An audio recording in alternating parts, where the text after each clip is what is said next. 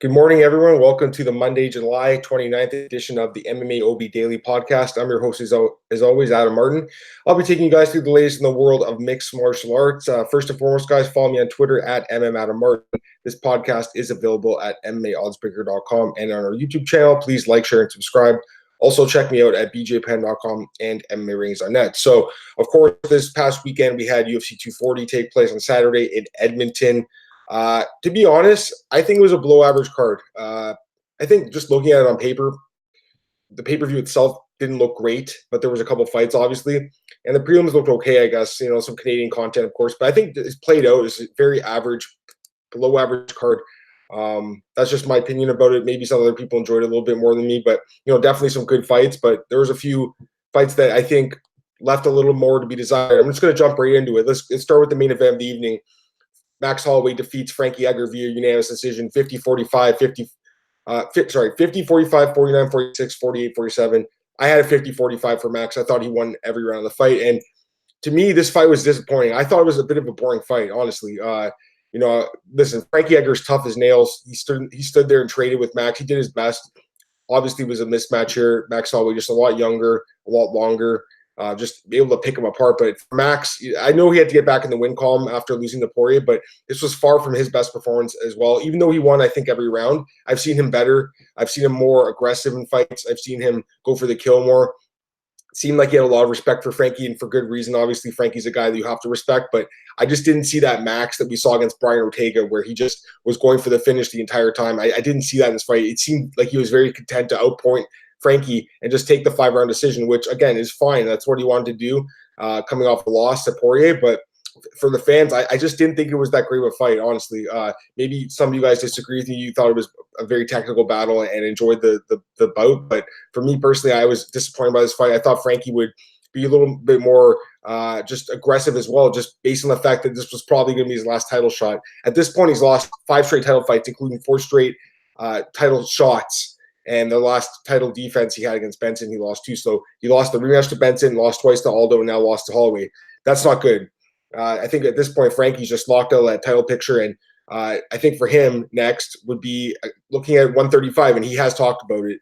He did mention the fact that it's something he would consider. He hasn't decided yet. I think at this point, that's the only move he can make. Moving up to 155 is not an option. He'll be way too small, 155. Yes, he did win the belt there 10 years ago, but not now. And 135, I mean, Cejudo, yeah, that's a tough matchup for anyone. But if Uriah Faber could possibly get a title shot at 135, why couldn't Frankie? So to me, that's the move to make if he can make that weight cut. Obviously, 37 years old, very getting up there in age, and weight cutting is not easy at any time, but especially when you're older fighters. So that could be definitely a dilemma for him. But I think that if he wants to get another shot at gold in UFC, 135 is pretty much the only move he could make at this point. So we'll see what happens with Frankie. And as for Max, definitely Alexander Volkanovski's next for him. Volkanovski was actually in Edmonton as an emergency backup just in case something happened. Nothing did happen. I'm glad. I think he was paid, so I'm glad that happened as far as show money goes, because he made weight. And there was a crazy story about how Volkanovski got there. bjpen.com has the story. Tom Taylor did it, so you can check that out. Pretty crazy that he was able to get to Canada in time, but he did. He didn't get the fight, but we'll still hopefully get a show money. But yes, I think definitely Volkanovski's next for Max, and we'll see. I mean, if Volkanovski can just be more aggressive than Frankie and just actually move forward, unlike Frankie, who just kind of circled around and moved backwards a lot, I think he could be a little bit more successful. But at this point, it is hard to see Max losing to any featherweight in the planet. I think he's that good right now. He's almost turned to the GSP of that division, where he's just so much better than the rest of these guys that he can outpoint these guys, and it's easy for him. So that's my thoughts on the fight. I personally was a little underwhelmed by the performance of both guys in this fight. Good for Max to get the win, extend his win streak as a featherweight, but overall, I just don't think the fight provided the fireworks that fans wanted to see, especially considering some of the other fights especially on the main card. There was four decisions, and the first couple of fights were not good. We'll talk about that in a second. But the next fight was Cris Cyborg defeating Felicia Spencer, 30-27 across the board. Now, this was, I think, a really good fight. Cris Cyborg very aggressive in this fight, walking forward, throwing bombs at Spencer, who took the shots like a champ. She has a good chin, no doubt about it. She's very tough. But it's kind of funny, right? Dana White he spoke a lot in the post-fight press conference and in post-fight interviews about how tough and durable Felicia was and how great she looked. What about Cyborg? You know, he's like, oh, she didn't look that good. If she fought Amanda again, she'd lose. She won every round in this fight. I thought Cyborg looked really good in this fight. Yes, there was a nasty cut that got caused by an elbow. That wasn't good, obviously, but I think Cyborg looked really good in this fight. And it's going to be interesting to see what's next for her in free agency. She's coming off a very good performance here against Felicia Spencer. Yes, she did lose to Amanda Nunes, but that was her first loss in like 14 years. So, or 13 years, I should say. So to me, it's like Dana White just being an idiot. You know, you saw all the quotes from this weekend saying how Cyborg's scared to fight and how she wants easier fights in other promotions. We know Bellator is interested in Cyborg. Scott Coker even sent a nice tweet out saying congratulations, posting a picture from their Strikeforce days.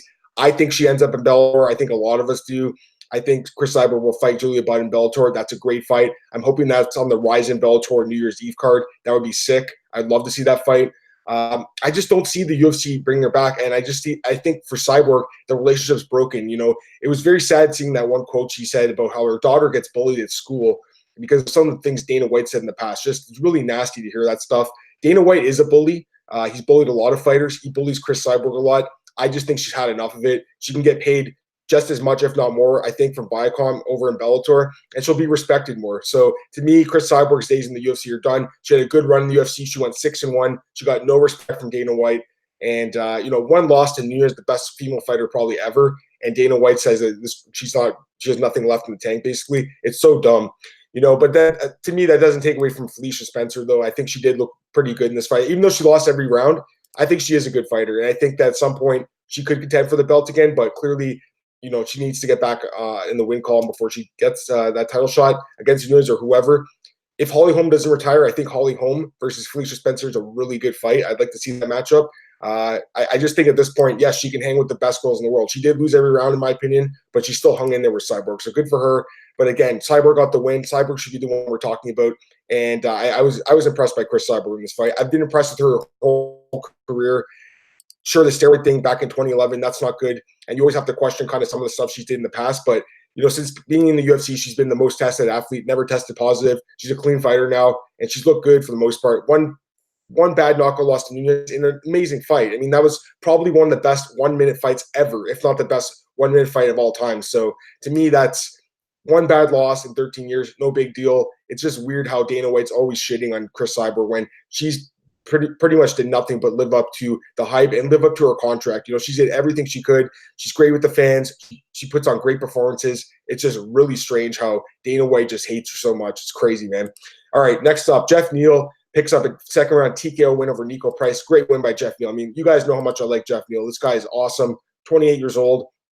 He's on a 6-fight win streak right now. All those wins by either knockout or submission. The guy's an absolute beast. Time for a top 15 fight for Geoff Neal. It's crazy he hasn't got one yet. If not top 10 guy, you know, just I'm going to pull up the rankings right now. But, you know, to me, he could be easily ranked number 15 right now. I guess it's such a deep division. You got Vicente Luque, Elizio dos Santos back in the end of the top, but the back end of the top 15. Maybe Neil Magny, he's ranked number 13. I do not believe Neil Magny has a fight lined up. Maybe you could do Geoff Neal versus Neil Magny. That makes a lot of sense, Neal versus Neal, right? That's a good fight. And I think Geoff Neal deserves his chance. And I think he knocks out Neil Magny. So to me, that's probably the fight to make just based on looking at the rankings quickly. Maybe Stephen Thompson as well. I think that he does deserve that big name in his next fight. The guy's a great fighter. It was a great knockout. It was a good fight. So good for him. And for Nico Price, another knockout loss. That's not good. I think he's kind of just a gatekeeper, if not a journeyman a little bit, but he puts on good fights. Always in a war, win or lose. So I like Nico Price a lot. Great fighter to watch, but definitely I think he's hit his ceiling in the division. That's maybe like a top 25, top 30 guy, but definitely not a top 15 guy. Just too many holes in his game, and I don't think his chin is good enough for the top 15. Next up, Arman Tsarukyan defeats Olivier Aubin-Mercier via unanimous decision, 29-28 across the board. This was one of two fights that opened the main card that had no business being on the main card, and I talked about this in the preview show with Cole Shelton. This is a prelim through and through. The fact that the UFC made people pay for this fight and the Christoph Jocko, Marc-Andre Barriault fight, just crazy to me. I mean, these are not pay-per-view caliber fights, and it just shows that there's too many fights going on these days. These are prelim fights on the best days, or if not Fight Pass fights. Maybe Jocko, he's ranked a little bit, I think, so maybe you put him a little higher, but to me, it's like these are not pay-per-view fights, and this fight was not a good fight. Tsarukyan gets the win, grinded out the win, but to me, he's just, you know, I think he is a good young fighter for sure, but this was not his best performance. And for Mercier, geez, I mean, what happened to this guy, right? He's lost 3 straight fights now after a 4-fight win streak. Don't know what's happened to him. I think maybe time for a camp change or something, because this guy really needs to save his career. And right now, it looks like his career's on a downswing, which is not a good thing. And I just mentioned the other fight, Krzysztof Jotko versus Marc-Andre Barriault. Jotko wins split decision, 29-28, 28-29, 29-28. Boring fight, just a lot of cage fighting in this fight. Again, no real business that this fight was on the main card. You know, Jotko, he is a decent fighter for sure. The guy gets the job done most of the time, but he's not exactly the most exciting guy. If you look at his UFC run, he has 8 wins in the UFC and only 1 by stoppage, 7 decision wins. So this guy is he's kind of a boring fighter, and I hate to say that. I'm not trying to criticize these guys. I mean, listen, yeah, I sound like a keyboard warrior right now. I get it. I'm just a guy talking in a podcast. These guys are in the cage fighting, but if you want to make a run in the UFC, if you want to become someone special, you have to finish fights. And Krzysztof Jotko wins decisions almost every time. So, you know, the guy does get the job done for the most part. I think he is a quality fighter, but he's not someone people want to pay money for, and he had no business being on a pay-per-view card based on the fact that he does not finish fights. That's the truth. So to me, Jotko is a good fighter, but someone that I don't think should ever be on a pay-per-view again until he starts finishing fights again. And again, he hasn't won a fight by stoppage since 2016 over Tammy McCrory, who I believe is retired now. So that's not good. And for Marc-Andre Barriault, 2 straight decision losses in the UFC. I don't know what's going on with this guy. I mean, he looked good in TKO, but since he come to the UFC, he's been very exploited, especially in the grappling department. So he's got a lot of work to do. Going to the prelims here, women's flyweight bout, Viviane Araújo defeats Alexis Davis via unanimous decision, 29-28 on all the cards. Yeah, good scoring here by the judges. She won rounds 1 and 3. Davis won round 2. Davis is very shop-worn at this point. You know, this was not a great pick by me. Obviously, she did not look like the fighter I thought she was. I think she's just getting up there in age. 34. She's taken a ton of damage in her career. No head movement. That's the biggest problem with Alexis Davis. Just keeps her head straight. It's crazy, right? Like, it's amazing how far she's gotten in this sport with no head movement whatsoever. I mean, she has a win over Amanda Nunes by knockout back in Strikeforce. So at times she has been a great fighter, but I think at this point her career is on the downswing for sure. And this was not a good loss for her. And for Araújo, 2 straight wins in the UFC, good for her. Definitely has some potential, but she's in her 30s too, so she's got to make a run now. And I should mention I went 7-4 on my pick, so I guess an okay night, but definitely could have been better. And that was probably one of the picks I should have got back if I could, you know, do it again. But it is what it is, right? I thought there was some value in Davis, a plus 200 underdog. Obviously, there wasn't, as she lost a unanimous decision. And I think it was an easy fight to score. Next up, Hakeem Dawodu, great performance here, defeats Yoshinori Horii via TKO head kick. Awesome performance by Dawodu. This is the guy we wanted to see. This is the guy that we thought the UFC was getting after his run in WSOF. He looked awesome in this fight. Horii definitely is a tough dude for sure, and he put on a pretty good fight for his debut, but Dawodu just so much experience now in the UFC, and he's just a really good fighter, man. So 3-1 in the UFC. He had the one loss to Danny Henry, 39-second submission, but since then he's looked pretty good. Back-to-back decision wins over Arnett and Bochniak, and now he gets a TKO over Horii with the head kick. So good for him, wins a bonus. And I should mention Geoff Neal also won a bonus. Fine with both those guys getting the bonus. They both deserved it. So good for them. And I'm curious to see what happens with Dawodu next, because the guy's obviously very exciting. Next up, Gavin Tucker, I think had a really good performance here against Sung Woo Choi. I did not expect him to look so good in this fight. Coming off that beatdown against Rick Glenn 2 years ago.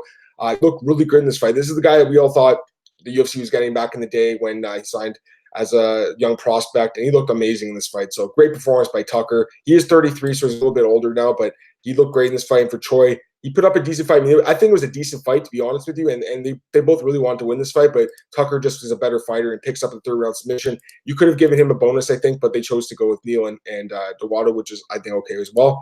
Next up, this is by far the best fight of the night. Divison Ferreiro defeats Alexandra Pantoja via unanimous decision, 30-27 across the board. Amazing fight, one of the best fights of the year, incredible fight. And I said this on the opening or on the preview podcast. Why did this not open up the main card? This should have been on pay-per-view. This is a great fight. Yes, it's flyweights, I get it, but these are 2 of the best flyweights in the world. An amazing fight, really a war. I mean, both these guys just stood in the pocket and banged for 3 rounds. Crazy fight. It's amazing no one was knocked out in this fight. I mean, you'd have to think that their next fights, they're going to take some big shots and maybe go down. But for this fight, somehow their chins managed to hold up. Divison Figueiredo gets the win. Clearly, I picked Pantoja, but clearly a great matchup for Figueiredo. His grappling definitely needs work. We saw that against Formiga, but this guy is an incredible striker, as we know. Just very technical, a lot of power. I thought he looked amazing in this fight. Just a great performance by Figueiredo. Pantoja was tough, made it the full distance, but ultimately lost the fight, moves to 5-2 in the UFC, while Figueiredo is 5-1 now. So both guys, great flyweights. Yeah, I can't say enough good things about this fight, guys. This is an amazing fight. If you missed this one for whatever reason, go back and watch it. By far the best fight of the night. Well deserving of the bonus. UFC's actually been really good about handing the fight in the night study lately. They had no problem giving it to guys in the prelims when they deserve it, like the Spice Lee fight, like the Batista fight a few weeks ago. Like, these guys deserve the bonus. Clearly, the UFC matchmakers are watching the fights closely, which is good. And this was an amazing fight. Both guys well deserving of their 50K each. So great fight. Go back and watch if you didn't see it. And just opening up the preliminary card on the Fight Pass prelims, Jillian Robertson, second round TKO win over Sarah Froda. Great win by Robertson. Again, I think you could have given her a bonus. It was just one of those things, luck of the draw. They gave it to someone else, but she looked great in the UFC, 4-1 record now, back-to-back wins over Macedo and Froda. And what I like about Robertson, she finishes her fights. She finishes them all. So 4 wins in the UFC, all by finish. That's great. And she has the one loss to Mayra Bueno Silva. She wants that one back, obviously, but it is what it is. She's looked great. Win over Molly McCann, Emily Whitmire as well. She also has a win over Hannah Cyphers from the regional scene. She's just a great fighter, man. I enjoy watching Robertson fight. 24 years old from Niagara Falls, trains an American top team. She is awesome. And opening up the card, Eric Hope picks up a decision win over Kyle Stewart, 30-27, 29-28, 29-28. Really bad performance, I think, by Stewart. Just got really tired in this fight. I think he won the opening round, just got really gassed out. Just sad to see that. I think he's 0-2 down the UFC, so he'll probably be released. And for Coke, he just job. First win since 2016. First win as a welterweight. Good for him. He actually looked pretty good. Good gas tank, and he was talking about how not cutting all that weight really helped him. So good win for Eric Coke here. I think unexpectedly a good win. I did not expect him to look as good as he did in this fight, but I guess the win. So overall, like I said, I think a low average card.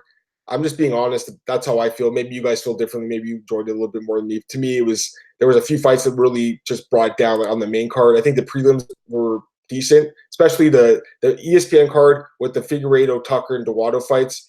That was awesome. But the main card, below average pay-per-view for sure. And again, you're asking fans to pay $64.99 for cards. Put on a better card, UFC. Put on a better product. Top 2 fights on paper look good. One of them, I think, played out good. The other one wasn't that exciting. But overall, I don't know. I just think if you're going to ask fans to pay that much money to watch a show, you should put on a better showing. That's all I think. You can never control what the fighters do, but you can control the matchmaking. You can control the fights you put on the main card. Pantoja, Figueiredo should have been on the main card to open up the card, and I think it would have led a lot of fans happier because I think at the end of the night, a lot of the fans were disappointed in what they paid to watch, but that's just me. So I think that's it for UFC 240, guys. Like I said, that's all I wanted to talk about there. As far as news go, let me just go to bjpen.com here. Let's see what I saw yesterday. So, all right, Dana White definitely had a lot to say. So first off, he, like I said, trashed Cyborg, and he also talked about the UFC welterweight division. So I don't want to get into this too much because I'll be doing the preview show with Cole Shannon tomorrow. But Dana White says Colby Covington will be next for that welterweight title shot if he wins next weekend against Robbie Lawler. Or sorry, this weekend actually against Robbie Lawler. So that's interesting. Dana White also talked about Conor McGregor a little bit. He said that Conor wants to return now or in early 2020, but he wants to fight the winner of Khabib and Poirier. And Dana White apparently says that Tony Ferguson actually is next in line. He says that they're going to respect the rankings, and Ferguson is ranked one ahead of Conor. And you know what? I looked at the rankings today, and it's Khabib, obviously, and then you have Poirier, Tony, and then Conor.